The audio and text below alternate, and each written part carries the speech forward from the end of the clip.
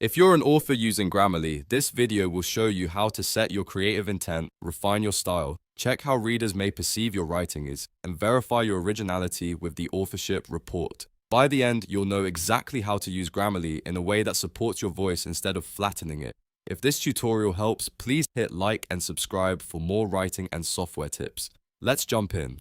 First, open Grammarly in your browser. You can click the Grammarly extension icon, then choose My Grammarly to go to app.grammarly.com. Once you're inside the editor, take a moment to look at the sidebar. This is where most of the tools we need will live, and it's also where Grammarly helps authors move beyond simple grammar checks into more intentional editing. Now let's start with your voice and style. Click the AI chat icon at the top of the sidebar. This is the sparkling chat bubble, and it's where you can directly guide Grammarly with a creative prompt. Instead of relying on a static style toggle, tell Grammarly exactly what kind of writer you want it to act like. For example, type something like act as a fiction author or help me write a creative story. That kind of prompt helps shape the suggestions you get, so the AI can better match your tone, pacing, and writing goals. This is especially useful for authors because you may want different results depending on what you're writing.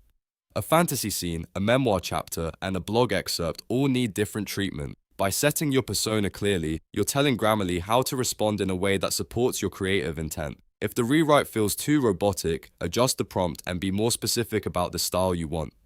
Next, let's improve the writing with the Proofreader. Click the Grammarly Proofreader icon, which looks like the G circle in the sidebar. Grammarly will start showing you suggestions for clarity, grammar, flow, and style. As an author, this is where you want to pay close attention because not every suggestion should be accepted automatically. A sentence can be technically correct and still lose its voice, so read each suggestion carefully.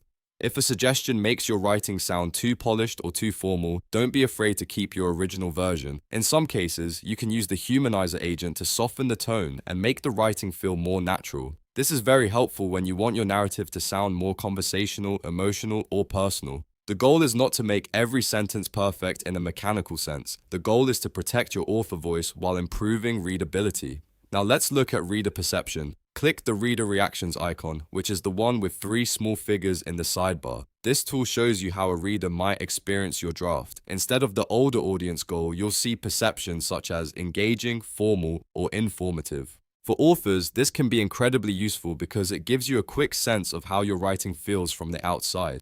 If your chapter is meant to feel immersive and emotional, but reader reaction says it feels formal, that's a clue to make the language warmer and more vivid. If it says informative when you're trying to be dramatic, you may need to add more sensory detail or stronger voice. This feature helps you make smarter revisions by showing you how the tone lands before you send the work out to readers, editors, or publishers. The last step is verifying originality. Click the authorship icon, which looks like a fingerprint.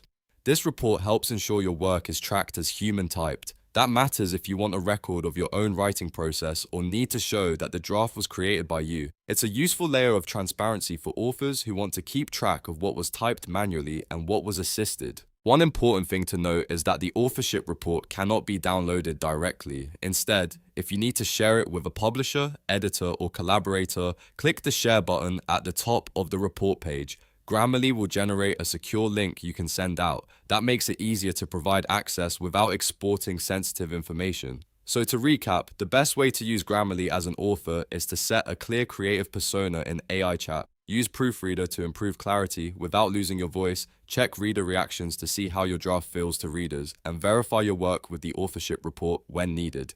That workflow gives you more control over both style and credibility.